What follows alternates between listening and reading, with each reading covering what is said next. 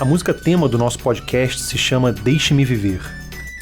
A letra foi composta por Enoque Oliveira, um padre que chegou à região de Canudos no início da década de 80 e fundou ali um movimento popular para o resgate da memória do Arraial. Deixe-me viver, deixe-me falar, deixe-me crescer, deixe-me organizar. Eram os últimos anos da ditadura, e essa memória ainda era tratada como um tabu pelas autoridades e até por muitos moradores. Mas aos poucos o movimento cresceu. Canudos se reencontrou com o passado e hoje celebra sua história, atraindo gente de todo o país.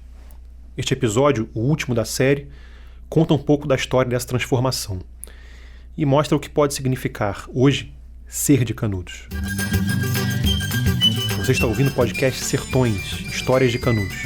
Eu sou Guilherme Freitas. Eu sou João Batista, sou descendente de conselheirista, historiador e trabalho como guia turístico aqui em Canudos. Eu sou Fábio Paes, compositor, historiador baiano e já venho há muitos anos desenvolvendo a pesquisa sobre o tema de Canudos na música popular, na poesia popular, né? Episódio 5, Canudos é aqui. Deixe-me viver, deixe-me falar, deixe-me crescer, deixe-me organizar, deixe-me viver. Esse é o Padre Enoque puxando o coro de Deixe-me Viver em uma celebração do movimento popular histórico de Canudos em 2015. A primeira cerimônia aconteceu em 1984. No momento em que o país se mobilizava em torno da campanha Direta e Já, o movimento organizou uma missa para Canudos, às margens do açude onde estavam submersas as ruínas do Arraial. A manifestação foi muito atacada. Um jornal de Salvador chegou a denunciar a missa como um ensaio de guerrilha e chamou os manifestantes de fanáticos, mesmo termo que era usado para difamar os habitantes do Arraial. Em 1987, por causa da polêmica, a igreja afastou o Padre Enoque de suas funções. Mas ele continuou a liderar o movimento pela memória na região de Canudos. A visão que era falada lá, né, com o padre, com as outras pessoas que eram convidadas, etc., era de retomar o tema dentro de uma visão mais real da história que ocorreu, porque você sabe, né, que a história de Canudos, né, ela durante muito tempo ela ficou muito presa àquela que se chamava assim gaiola de ouro do sertão de Euclides da Cunha, né? Nas colunas de mar e rebanho eu canto a aurora. O músico e historiador baiano Fábio Paes acompanhou tudo isso de perto. Desde o início dos anos 80, ele frequenta Canudos e pesquisa os cantos populares da região. Eu canto a aurora, eu canto a aurora. Foi lá que conheceu o Padre Enoque e compôs com ele músicas que são cantadas até hoje nas celebrações. Eu conversei com o Fábio sobre a importância dessas festas. No fim, digamos assim, da ditadura militar, quando teve ali o renascer do tema, né, na região, aí eu fui convidado pelas pessoas que faziam a chamada rememorização da Guerra de Canudos, né? Era um grupo de pessoas ligada ao Padre Enoque, que era lá de Monte Santo, entendeu? Que já unia as pessoas para rememorar o tema, né? Fazia uma missa, que era chamada de missa popular, e nessa missa havia também os cânticos, né, das músicas, né? E falava sobre o tema de Canudos, né? Então foi isso que me levou, isso foi por volta de 1986, por aí, foi uma das primeiras vezes que eu fui lá. Era de fazer lá mesmo, no cenário da guerra, né, onde teve a guerra. Como a cidade está submersa pelas águas do açude de Cocorobó, as reuniões eram feitas à margem das águas de Cocorobó, né? Bom, com o tempo, né, nesse período da década de 80, começou a ter algumas secas lá na região e a cidade começou a submergir, né, a reaparecer sobre as águas, né? Apareciam as ruínas do cemitério, ruína da igreja, essa coisa toda, né? Então, o que é que fazia? Se fazia, levava para lá um carro de som e as pessoas falavam, né, e celebravam, né, a missa, né, com alguns padres, etc. E depois tinha atividades culturais com as pessoas que cantavam as músicas, né, falando sobre o tema de Canudos, né. No início foi chegando gente, etc. Tal, depois vinha gente de outras cidades, né, do estado da Bahia, de Sergipe, né, algumas de outros estados do Nordeste. Posteriormente veio até gente de outros locais do Brasil, né, de outras cidades do Brasil, né, que iam para lá também para participar desse ato que sempre ocorria no dia 5 de outubro, ou próximo ao dia 5 de outubro, que foi a data do final da guerra em 1897, entendeu? A partir dessa pesquisa, o Fábio lançou em 1995 o disco Canudos e Cantos do Sertão, onde ele gravou a versão de Deixe-me Viver, que está na trilha do nosso podcast. A música foi feita pelo Padre Enoque, né? Quando eu fui lá, etc. Tal, como ele é um compositor muito assim, digamos, minimalista, porque não toca instrumento, mas ele tem uma veia musical muito criativa, né? E ele fez essa canção que era cantada pela massa, pelo povo lá. E eu, basicamente, coloquei ela de uma forma, digamos assim, mais harmônica dela, né? E ela era cantada muito pela multidão, que era uma multidão muito grande, né? Que participava dos eventos no auge, né? Da década de 80, início de 90, esses eventos às vezes davam mais de 5 mil pessoas, né? Então as pessoas cantavam lá, né? Eu falo assim, os camponeses da região de Canudos, de Monte Santo, de Uauá. Então todo mundo cantava aquilo ali como se fosse uma espécie de um hino, né? Deixa-me viver, deixa-me falar. E essa música foi muito cantada também na luta do movimento Sem Terra, né? Em diversos locais, né? Da Bahia, de outro estado da Bahia, né? Fábio se interessou também pela forma como artistas populares buscaram outra visão sobre a história de Canudos.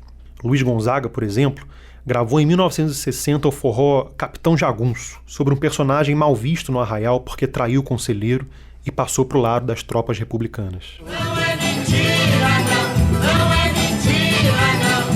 Conselheiro se julgava o Messias do sertão. Não é mentira, não é mentira. Glauber Rocha jogou a história de Canudos na máquina de processar referências de Deus e o Diabo na Terra do Sol, que foi filmado nos cenários da guerra em 1963. E tinha um personagem inspirado em Conselheiro, o Beato Sebastião. Os prefeitos, as autoridades e os fazendeiros disseram que eu estava mentindo e que o sol era culpado da desgraça. Mas o ano passado eu disse que ia secar 100 dias e ficou 100 dias sem chover. Agora eu digo, do outro lado de lá, deste Monte Santo, existe uma terra onde tudo é verde. Os cavalos comendo as flores e os meninos bebendo leite nas águas do rio. E inúmeros repentistas levaram adiante a imagem do Arraial do Belo Monte como símbolo da luta pela terra. Num profundo deserto sem ter fonte, já surgiu um regime igualitário, e o justo já sexagenário fez erguer essa cidade Belo Monte, para então vislumbrar no horizonte, sem maldade, sem crime, sem dinheiro, sem bordel, sem fiscal, sem carcereiro. Mas foi morto e tomado por selvagem, a história fará sua homenagem à figura de Antônio Conselheiro.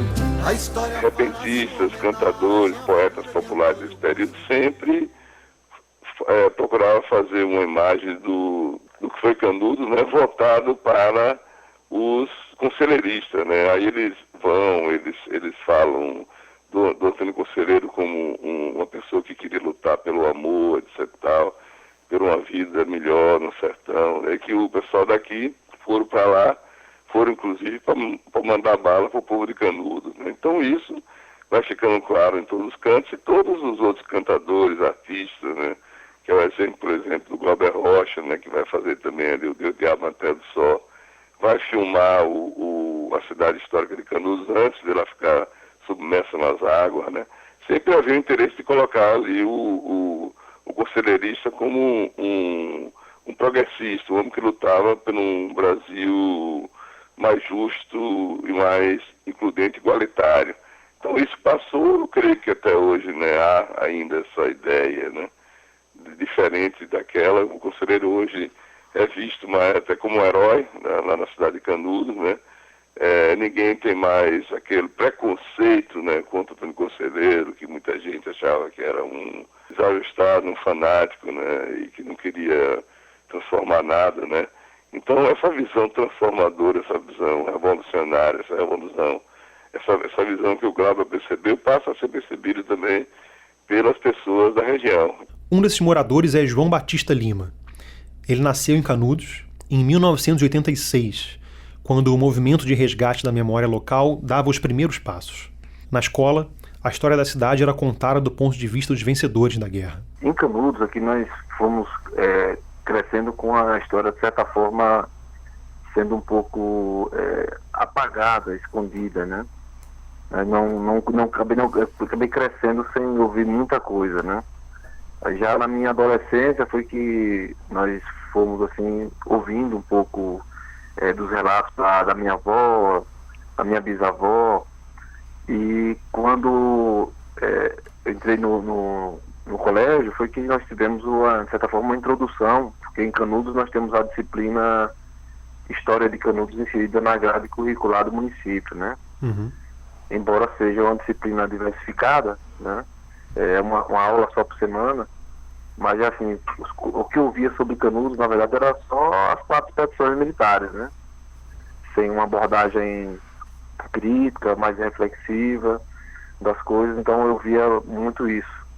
Uhum. Então foi a partir, na verdade, assim, já em 2005 foi que eu comecei, de certa forma, ter esse interesse de buscar um pouco mais informações sobre essa história, sobre as minhas raízes, e a partir daí construir essa identidade que eu carrego comigo, né, de descendência, de conselheirista. Pesquisando a história da família, o João descobriu que um de seus antepassados tinha nascido no Arraial e sido batizado pelo conselheiro. Meu tio bisavô, o Manuel Ernesto dos Santos, que inclusive foi fotografado em 1964 por Alfredo de Açor Santos, era o Manuelzão, né, o Manuel Ernesto dos Santos, que foi batizado por Antônio Conselheiro dentro do Arraial, né?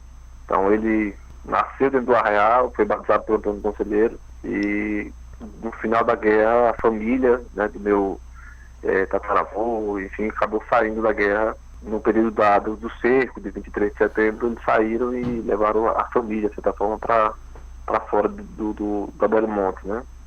E aí minha bisavó já nasceu na segunda Canudos, né, que foi reconstruída pelos sobreviventes da guerra. Como ele era criança quando saiu dentro do Arraial, então basicamente não viveu muita coisa para passar de vivência dele mesmo, mas dos pais dele ele contava bastante coisa acerca de Canudos, né? De Antônio Conselheiro, acerca de como era o Arraial, a questão do funcionamento dentro da comunidade, né? Então eu fui ouvindo a partir mais da minha tia-avó do que, de certa forma, de outras pessoas mais. Então eu tive que, de certa forma, a partir das fotografias, lá nas agendas, né, escrita como Manelzão, eu acabei levando o livro, que inclusive foi o Instituto Moreira Salles que lançou, né, o Caderno de Fotografia Brasileira, da edição Canudos. Eu peguei o livro mais recente, assim, levei para minha tia-avó e comecei a, de certa forma, indagar acerca da minha descendência, do Manelzão, de Maria Arquilina, que é minha bisavó, e ela foi me contando, assim, algumas histórias acerca do Manelzão, né? Ele só, na sua fase adulta, ele só andava descalço, né, e passeava ali entre os escombros da primeira Canudos. Ele viveu próximo à segunda Canudos, ali onde hoje é a Fazenda Velha, né, o que era a Fazenda Velha. Então ela contava algumas coisas assim acerca do Manelzão. Essa foto de Alfredo Villa-Flor foi publicada na edição dos Cadernos de Fotografia do IMS sobre Canudos, em 2002. Nela, Manuelzão aparece exatamente assim, descalço, observando as casas da segunda Canudos em 1964. 5 anos depois, elas seriam submersas pelo açude. A descoberta animou João a continuar a pesquisa. Incentivado por um professor, ele se formou em História e trabalhou no Memorial Antônio Conselheiro, criado em Canudos pela Universidade Estadual da Bahia, que tem um campus avançado na região. Ele conta um pouco de sua experiência em um artigo no livro Sertão, Sertões, que será lançado na Flip pela editora Elefante. Há cerca de 10 anos, João faz visitas guiadas pelo Parque Estadual de Canudos, que é mantido pela UNEB desde 1997. Com uma área de 13 km², o parque também faz parte do movimento pela memória, preservando o cenário da guerra. Em épocas de seca prolongada, o nível do açude baixa e as ruínas das duas Canudos ressurgem.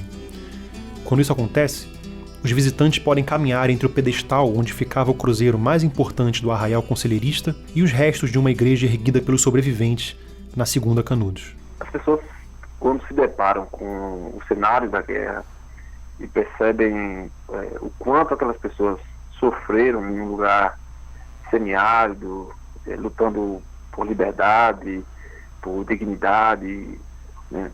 As pessoas se encontram em um momento de emoção, de sentimento profundo, assim, do que foi a guerra, né? Acho que o confronto consigo mesmo e as emoções vão se aflorando ao, por exemplo, visitar as margens do rio Vaza Barris, né? As margens do rio Cocorobó, do açude do Cocorobó, onde está ali sepultada, onde foi sepultado milhares de pessoas, onde foram queimados os corpos. Então as pessoas se emocionam. Foi assim que eu conheci o João Batista, quando fui a Canudos pela primeira vez, em 2013. Ele foi meu guia no Parque Estadual, e como tantos outros visitantes, eu também me emocionei diante do cenário da guerra. Quem passa rápido por Canudos hoje em dia, talvez nem sinta o peso da história. Mas ela está lá. Num canto da cidade, há uma estátua do conselheiro com vista para o açude que cobriu as ruínas do arraial. O dono de um hotel da região guarda uma bala de canhão, que ele jura que está na família há várias gerações. E dizem que, nas trilhas do parque, ainda é possível topar com restos da munição usada no massacre. Mas de tudo naquela viagem, o que mais chamou minha atenção foi uma coisa que o João Batista falou. Ele me disse que se considera conselheirista. Isso mais de um século depois da Guerra de Canudos. É fácil dizer quando uma guerra começa. Mas quando uma guerra termina? Para quem ela termina? E será que um dia termina mesmo? Ser conselheirista é não negar suas raízes. Nós temos aqui nutrindo as nossas raízes, fortalecendo a nossa identidade a partir do reconhecimento do que nós somos, né, de quem nós somos. E ser conselheirista hoje é não desistir, né, é continuar resistindo, defender buscar os seus direitos, cumprir com os seus deveres e não desistir nunca, né? Porque às vezes em meio a tanta diversidade, tantos problemas, acabamos desistindo, né? E acho que o exemplo do povo de Canudos, do Belo Monte, foi esse, de não desistir, de resistir até o esgotamento completo, como descreve Euclides, que nós possamos assim também resistir. E nessa conjuntura, ser conselheirista é isso, não desistir dos seus ideais, não desistir e fortalecer, assim, de certa forma, a sua identidade, as suas raízes, né?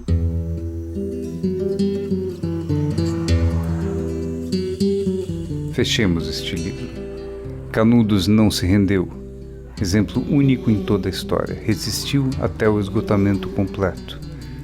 Expugnado palmo a palmo, na precisão integral do termo, caiu no dia 5, ao entardecer, quando caíram os seus últimos defensores, que todos morreram.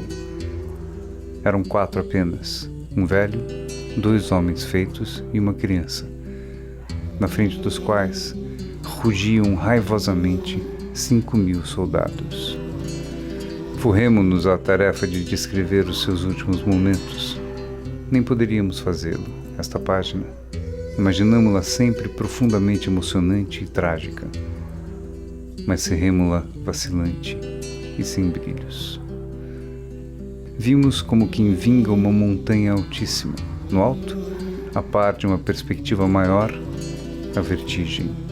Ademais, não desafiaria a incredulidade do futuro a narrativa de pormenores, em que se mostrassem mulheres precipitando-se nas fogueiras dos próprios lares, abraçadas aos filhos pequeninos. E de que modo comentaríamos, com só a fragilidade da palavra humana, o fato singular de não aparecerem mais, desde a manhã do 3, os prisioneiros válidos, colhidos na véspera, e entre eles aquele Antônio Beatinho, que se nos entregava, confiante, e a quem devemos preciosos esclarecimentos sobre esta fase obscura da nossa história. Caiu o arraial às 5. No dia 6, acabaram de o destruir, desmanchando-lhes as casas, 5.200, cuidadosamente contadas. Deixe-me viver, deixe-me falar, deixe-me crescer, deixe-me organizar. Deixe-me viver. Esse foi o podcast Sertões, Histórias de Canudos. Concepção, roteiro e apresentação, Guilherme Freitas. Produção, Luísa Silvestrini. Gravação, Felipe de Castro, Lila Stipe, Érico Sanvicente e Rebeca Montanha.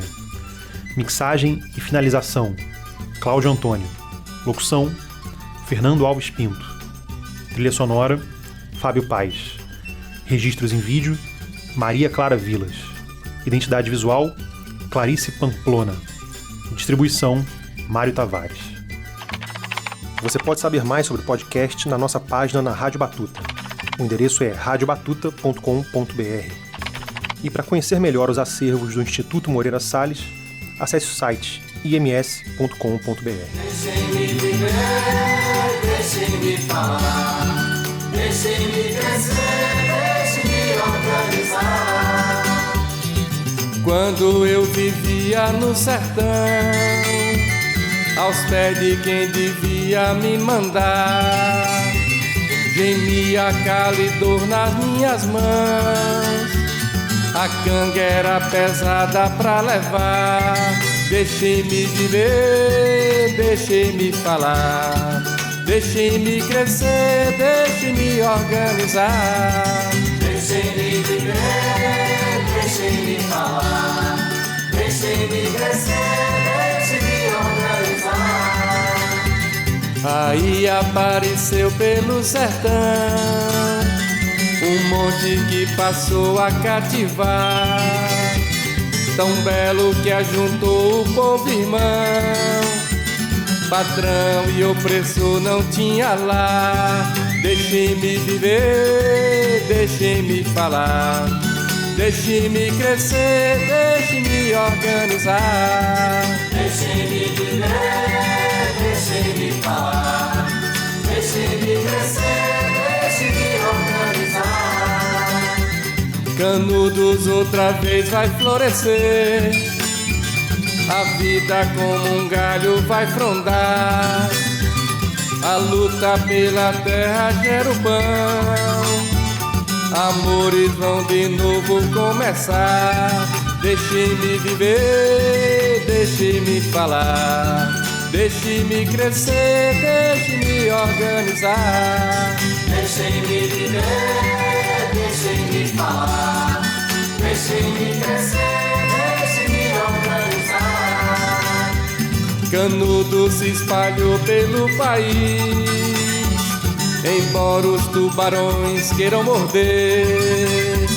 Na roça e na vila o que se diz, o povo organizado vai vencer.